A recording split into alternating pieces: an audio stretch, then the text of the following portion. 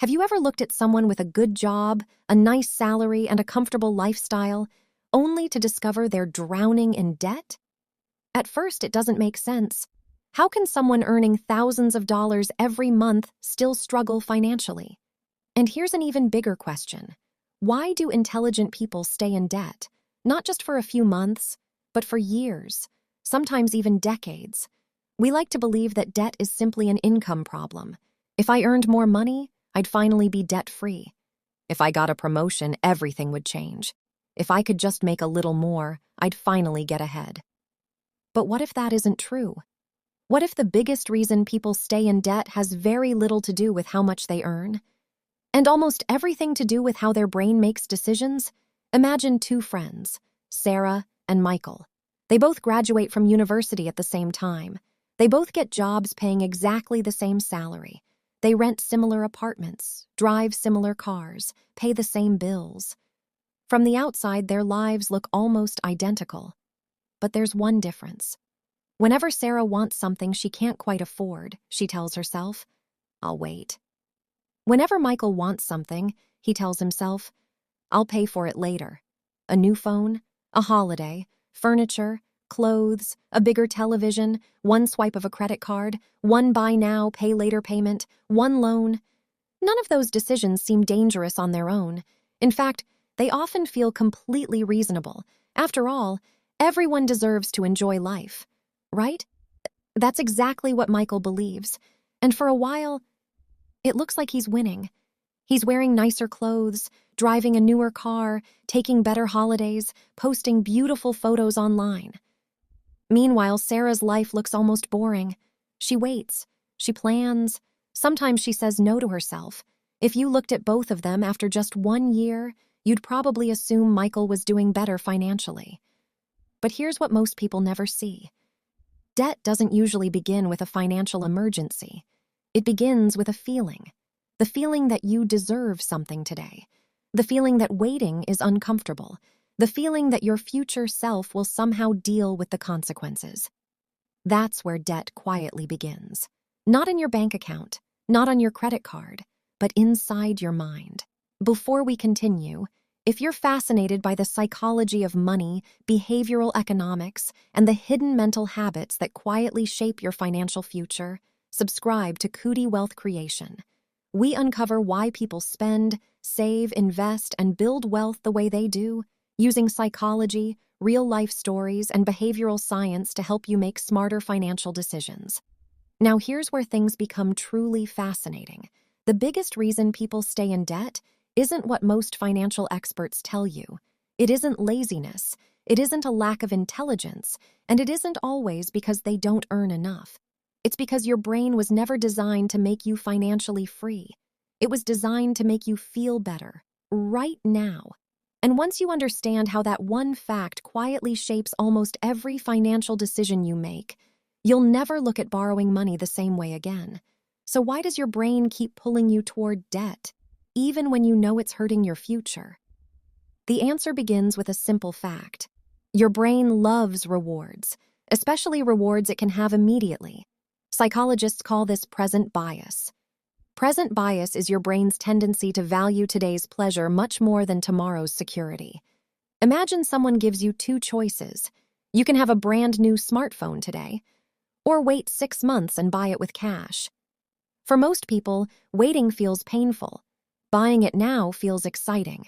Not because it's the smarter financial decision, but because your brain places a much higher value on immediate satisfaction. And the moment you make that purchase, something remarkable happens inside your brain. It releases dopamine. Dopamine is often called the brain's reward chemical, but it doesn't simply make you feel happy. It makes you want more. That's why buying something new feels exciting before you've even opened the box. Your brain isn't chasing the product, it's chasing the feeling. And modern companies understand this better than anyone. That's why buy now, pay later has become so popular. Notice the words, buy now, pay later. Those 4 words separate the pleasure from the pain. Years ago, handing over cash made spending feel real. Today, a single tap on your phone makes the purchase almost effortless. The reward is immediate. The cost feels invisible. Until weeks later, When the payment arrives, then another, then another. And before long, you're paying for yesterday's happiness with tomorrow's income. Now let's go back to Sarah and Michael. 5 years have passed. Both of them have received promotions. Both earn significantly more than when they first started working. You might expect both of them to be in a stronger financial position, but something interesting happens. Every time Michael's income increases, his lifestyle increases with it. A bigger apartment, a newer car, more expensive holidays, premium subscriptions, designer clothes. None of these purchases seem unreasonable. After all, he's worked hard. He deserves them. This is called lifestyle inflation. The more you earn, the more your spending quietly grows to match it. So despite earning twice as much as before, Michael still feels as though money disappears every month.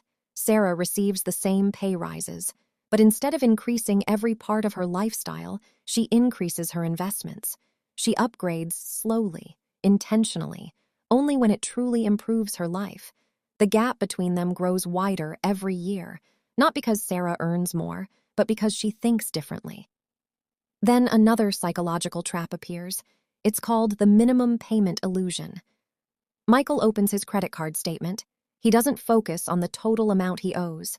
His eyes go straight to one small number: minimum payment due. His brain immediately says, "That's manageable," so he pays the minimum and tells himself he'll pay off the rest next month. But next month arrives, and life happens. Another birthday, another holiday, another sale, another unexpected expense. Then his brain whispers the same sentence again: "I'll clear it next month." Psychologists call this optimism bias. We naturally believe our future selves will be more disciplined, earn more money, have fewer expenses, and somehow solve today's financial decisions. But tomorrow eventually becomes today, and today's debt becomes tomorrow's burden. Then something even stranger happens. Remember how exciting that new phone felt? Or that designer jacket? Or that dream holiday? A few weeks later, they're just normal. The excitement fades. Psychologists call this hedonic adaptation. Humans quickly become accustomed to new possessions. What once felt extraordinary soon becomes ordinary. So the brain starts searching for its next dopamine hit. Another purchase, another upgrade, another reason to spend. The cycle quietly repeats itself.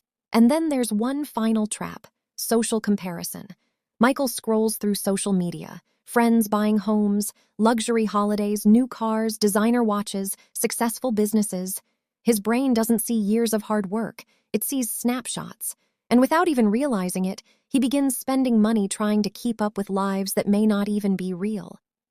Sarah sees the same posts, but she asks herself a different question. Will this purchase bring me closer to freedom or further away from it? That's the difference. One is driven by emotion. The other is guided by intention. And over time, those small differences become completely different lives, because debt doesn't usually begin with a financial crisis. It begins with a thought, a feeling, a moment of comfort, repeated again and again and again. Debt isn't built in one day. It's built one emotional decision at a time. So how do you stop your brain from pulling you deeper into debt? The answer isn't more willpower. It isn't becoming obsessed with budgeting. And it certainly isn't promising yourself that you'll never enjoy life again. The real solution is much simpler. You have to interrupt the automatic decisions your brain has been making for years, because every time you spend emotionally, you're allowing your feelings to make decisions your future has to pay for. The first habit is surprisingly powerful. It's called the 24-hour rule. Before buying anything that isn't essential, wait, just 24 hours. Not because the item is bad, but because time weakens emotion. Today, that new gadget feels irresistible. Tomorrow, it often feels ordinary. The purchase hasn't changed. Your emotions have. That's why wealthy people rarely make expensive decisions in moments of excitement. They wait until emotion fades and logic takes over. Then ask yourself a question that can completely change your financial future. Instead of asking, "Can I afford this?" ask, "Will this purchase move me closer to freedom or further away from it?" That's the question your brain usually avoids, because it forces you to think beyond today, beyond this week, beyond this month's salary. It forces you to think about the person you're becoming. And that's where the biggest transformation begins. People who escape debt don't simply change their spending, they change their identity. They stop saying, "I'm trying to get out of debt," and start saying, "I'm someone who makes decisions that build wealth." That may sound like a small difference, but your brain works hard to stay consistent with the identity you believe about yourself. If you see yourself as someone who is always broke, you'll continue making decisions that reinforce that belief. But if you begin seeing yourself as someone who protects their future, your daily choices begin to change. One impulse purchase avoided, one credit card left in your wallet, one unnecessary payment refused, 1 month of living below your means, then another, and another. Those decisions may feel invisible today, but over time, they become something extraordinary. Not because you suddenly became richer, but because you became different. Here's the truth. Financial freedom isn't created by one perfect decision. It's created by hundreds of ordinary decisions made when nobody is watching.